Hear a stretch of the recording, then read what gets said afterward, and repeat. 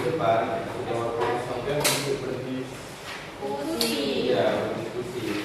Untuk absensinya sampai sudah isi kemarin. Ya. Yang sedikit belum. Yang silakan diisi sama seperti kemarin. Sahabat-sahabat sekalian, mata kuliah yang kita ini ya, mata kuliah yang kita ambil sekarang adalah mata kuliah materi fikih SMA. Kita akan bicarakan tentang bagaimana materi yang cocok dan tepat, materi yang cocok dan tepat untuk disampaikan kepada siswa-siswa MTS dan MA.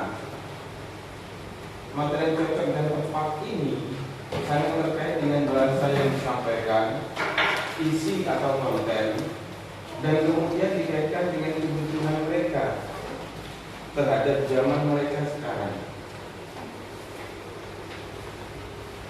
Tapi selama ini kalau kita melihat materi fikih MTS MA itu selalu saja berada pada level fikih ibadah SD, SMP, SMA. Betul. Ada memang fikih muamalah, tapi fikih muamalah ini tetap tak beranjak dari warisan yang lalu-lalu. Fikih muamalah ini pasti berkisar antara lain tentang jual beli, ya, jual beli tradisional, bukan jual beli yang sudah modern seperti yang sudah kita alami sekarang, seperti yang kita lihat sekarang di marketplace online. Kemudian yang kedua, fikih taharah. Ini juga yang dipelajari oleh siswa-siswa sejak mereka MI, MTS, dan MA. Cuma isinya saja yang diperdalam. Ini menyedihkan bagi kita. Zaman berkembang, tetapi materi fikih yang diajarkan di MTS dan MA belum lagi beranjak dari kebiasaan masa lalunya. Mungkin tetap itu saja. Dalam konteks ini, sampean dipersiapkan untuk menjadi seorang guru pada level MTS dan MA yang mampu meneropong materi fikih seperti apa yang kiranya pantas, bagus, dan dibutuhkan oleh mereka untuk hidup mereka di masa sekarang dan di masa depan. Untuk anak-anak itu, sampean harus membayangkan diri sampean sebagai pertama guru dan yang kedua pengembang kurikulum untuk materi fikih MTS MA dalam konteks mata kuliah ini. Bayangkan diri sampean sebagai seorang guru. Bayangkan diri sampean sebagai seorang guru dan sampean sendiri memiliki tugas untuk mengembangkan kurikulum materi fikih MTS MA. Dengan begitu, sampean memiliki amanah untuk meneropong mereka. Kira-kira materi fikih yang bagus untuk mereka, isi yang bagus. Dan yang kedua, bahasa yang bagus. Dan yang ketiga, apa yang mereka butuhkan untuk masa mereka sekarang dan di masa depan. Lah kalau nanti sampai abad ke-22 Robi, anak-anak MTS dan MA itu tetap saja sepanjang belajar 9 tahun, tetap saja mereka disuguhi dengan materi fikih taharah dan fikih ibadah. Lah kapan mereka akan mengerti bahwa di luar sana sudah ada jual beli online, sudah ada jual beli data. Ini hukumnya bagaimana? Ketika mereka lulus nanti dari MA, mereka belagapan ditanyain sama orang kampung tentang piye itu hukumnya. Aku nggak tahu diajari. Nah, sahabat-sahabat sekalian, dalam konteks ini patut dicatat beberapa fun dalam ilmu fikih, beberapa subdisiplin dalam ilmu fikih yang harus sampean ketahui dan kemudian sampean bisa memilah. Oh ini loh, fikih ini cocok untuk diajarkan kepada anak SMA, sekaligus meramu bahasanya supaya mudah dimengerti oleh mereka. Ada berapa sih fikih itu? Sepanjang sampai ketahui subdisiplinnya fikih apa saja? Bukan jenis subdisiplinnya. Kalau bab itu di bawah subdisiplinnya. Yang pertama ada fikih taharah, yaitu fikih tentang bersuci. Ya, itu dicatat ya. Sudah. Itu masuk dalam kemarin makalahnya. Oke. Yang pertama fikih taharah. Fikih yang ini bicara tentang bersuci.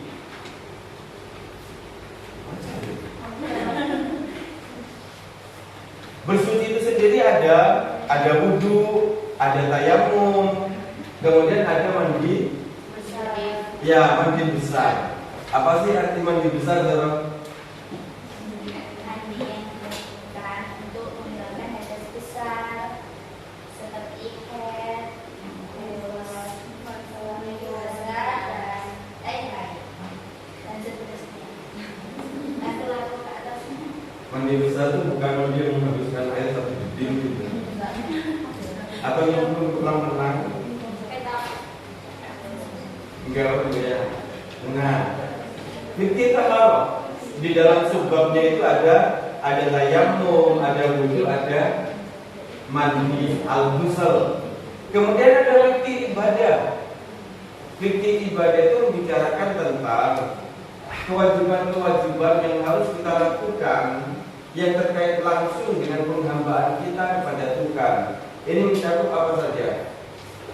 Bab subbab tentang sholat, ya, sholat, puasa, zakat, kemudian ibadah haji, zikir, wirid, ingat kepada Allah. Ini semuanya masuk di dalam bab tentang ibadah. Yang kedua subdisiplinnya, jadi ada fikih taharah, ada fikih ibadah, ada fikih muamalah. Fikih muamalah adalah fikih atau aturan-aturan hukum agama, fikih yang mengatur tentang urusan interaksi manusia dengan manusia. Ini fikih muamalah. Fikih muamalah.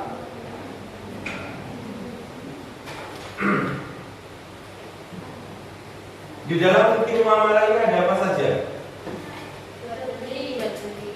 Jual beli, terus gaden. Ya gadai. Gadai. Dulu ada fikih namanya di sini ya. Magang. Iya. Sudah lah, ibaratnya berpindah ke ini saja. Ada sama ini, Pak. Hah? Iya, siapa namanya ini? Alia. Saya sedang mempersiapkan presentasi dengan apa itu ikon kartun animasi bergerak itu loh. Tak namakan ikon itu Zahra. Di presentasi PowerPoint. Iya, Pak. Itu apa namanya, tokoh dalam kartun ini, kartun presentasi saya itu pakai rompi yang sambungan ke bawah atau rompi apa ini? Otter. Itu. Jadi nanti dalam presentasi saya itu dia menyapa, hai, saya Zahra. Saya akan membantu kamu untuk belajar tentang dari fikih. Terus dia melompat. Ketika dia sampai ke kanan lagi, presentasinya berubah kebuka. Sekali Zahra itu melompat, yang ada dalam presentasi saya melompat, presentasinya berpindah ke halaman selanjutnya. Nah itu.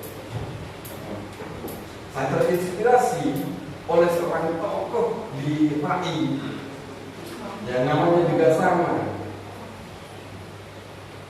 Beliau itu katanya guru di mana? Guru di mana enggak Zahra? PBMJ. Itu lembaga pendidikan milik perusahaan kereta api. Tanya Mbak, kepanjangannya apa? Apa panjangannya? Pondok Pesantren Menurut Gaya.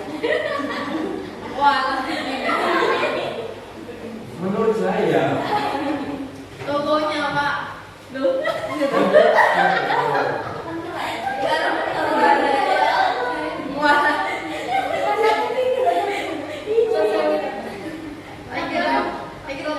Itu sekalian iklan dari sana supaya banyak yang punya anak. Ada sampai itu dipondokkan di pondok pesantren Menur Jaya. Anaknya dia sendiri ya.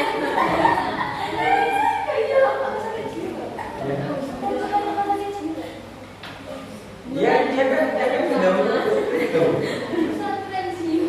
Dan ibunya itu dia sendiri.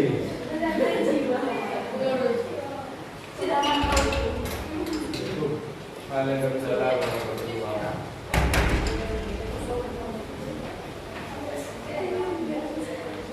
Baik, kita lanjutkan. Itu tadi fikih muamalah. Di dalam fikih muamalah ini ada bab tentang jual beli, ada bab tentang gadai, gadai. Kemudian ada bab tentang perseroan, silkah, perserikatan. Artinya aku dan kau, jelekan kau. Artinya aku dan kau membangun satu perusahaan. Itu dinamakan perseroan. Dalam bahasa hukum muamalah namanya silkah. Silkah, sin. Di dalam fikih muamalah juga dibahas tentang apa namanya hukum-hukum perdata, urusan-urusan yang terkait dengan harta benda milik orang per orang yang kemudian bekerja sama.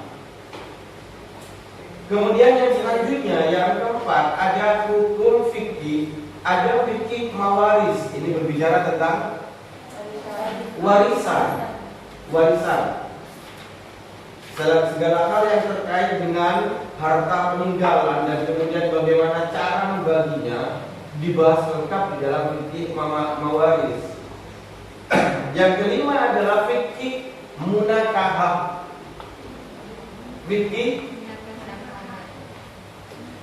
Fikih munakahah berbincang tentang urusan nikah, urusan keluarga.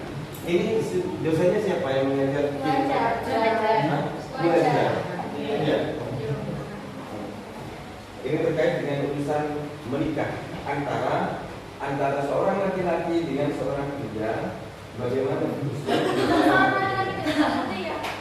Ya. Fikih munakahah.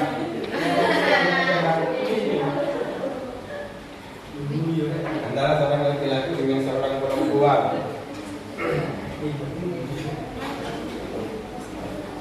Kemudian Islam juga, di dalam Islam juga ada fikih jinayah. Ada yang tahu fikih jinayah? Fikih jinayah. Nah ini dia yang kemudian tak pernah kemudian disinggung Rahmat. Amin. Di dalam buku-buku pelajaran baik itu MI, MTS dan MA bahwa Islam itu juga memiliki fikih jinayah. Hukum pidana. Fikih jinayah adalah hukum pidana Islam. Hal ini dijaga di dalam buku-buku MI, MTS dan MA. Mengapa? Ada tentang fikih jinayah, kisos. Iya. Kendati pun pelajaran ini tentang fikih jinayah ini ada ya sedikit disinggung di dalam buku pelajaran MTS dan MA. Ia tidak korelatif. Mengapa? Karena di Indonesia itu hukum pidananya yang dipakai adalah hukum pidana positif. Hukum pidana positif. Apa itu hukum pidana positif? Yaitu hukum pidana yang dibuat oleh otoritas manusia. Hukum pidana yang dibuat oleh manusia. Dan hukum pidana kita itu tetapi memang merupakan warisan dari Belanda yang dikembangkan. Hukum pidana warisan Belanda inilah yang digunakan di Indonesia. Bagaimana dengan hukum pidana Islam atau fikih jinayah itu tidak digunakan? Alasannya apa? Oleh karena di Indonesia masyarakatnya bukan hanya beragama Islam. Di sini itu masyarakatnya majemuk, ada Islam, Kristen, ada Buddha, ada Hindu. Kalau yang diberlakukan hukum pidana Islam, maka bagaimana dengan yang Kristen, dengan yang Hindu, dengan yang Buddha? Itu pembicaraan nantinya mohon lebih diperdalam dalam diskusi ya di minggu depan. Jadi dalam Islam ada lagi fikih jinayah, dan yang ini baru, yang beberapa ini yang baru. Kemudian yang keenam, ada gagasan baru tentang fikih yang dipelopori oleh Dr. Yusuf Qaradawi, yaitu fikih prioritas. Fikih prioritas itu membahas tentang apa sih yang perlu diutamakan oleh kaum muslimin dalam konteks kehidupannya sekarang. Ini namanya fikih prioritas. Jika kita melihat bahwasanya umat Islam rata-rata sekarang itu masih ada di bawah garis kemiskinan, maka yang paling penting dibahas oleh umat Islam itu bukannya melulu tentang ibadah, tentang sholat, perdebatan, khilafiyah, tentang bid'ah. Coba bahas itu.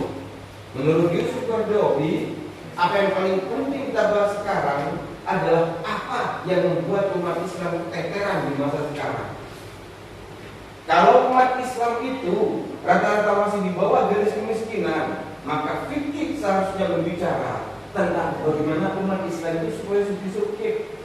Ini fikih prioritas agar supaya umat Islam itu tidak lemah di mata dunia, tidak lemah di mata orang-orang yang menindasnya, agar umat Islam itu menjadi umat yang maju seperti era keemasannya. Maka Yusuf Qaradawi kemudian membuka bahas apa yang hari ini menjadi kelemahan umat Islam.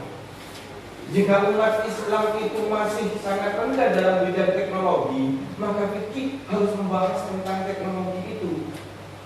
Jika umat Islam saat ini masih sangat lemah di bidang kebudayaan, disiplinnya, kemudian juga tentang apa itu peranata perilakunya, maka ini yang perlu dikembangkan dalam fikih. Dr. Yusuf Qaradawi sangat memprihatinkan ketika melihat orang Islam itu berkutat senantiasa dalam fikih ibadah, bicara tentang bid'ah kali-kali. Itu bicara tentang bid'ah dalam agama kita sudah berapa tahun? Ribuan tahun, dan sampai sekarang masih ramai pembicaraan tentang bid'ah ini seperti tak pernah selesai, seperti tak ada pekerjaan lain, seperti tak ada bahasan lain yang penting untuk dirumuskan oleh umat Islam. Rata-rata umat Islam miskin. Bila kita melihat umat Islam yang berada di Asia Tenggara, mengapa fikih tak berbicara tentang bagaimana supaya umat Islam ini maju secara ekonomi? Fikih apa? Bahasan-bahasan apa yang patut kita kedengarkan dan kita dahulukan? Nah, itu yang dinamakan fikih prioritas. Prioritas no, apa sing mesti diomong no, ambek wong Islam iki.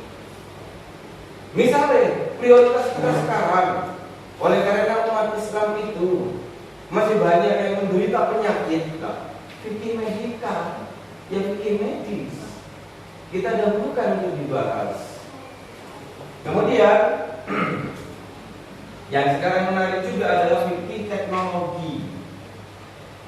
Apa itu fikih teknologi? Yaitu fikih yang membicarakan tentang hukum pengembangan teknologi dan penggunaan teknologi. Lah ini dia. Nah, saya ceritakan satu kisah aneh berikut.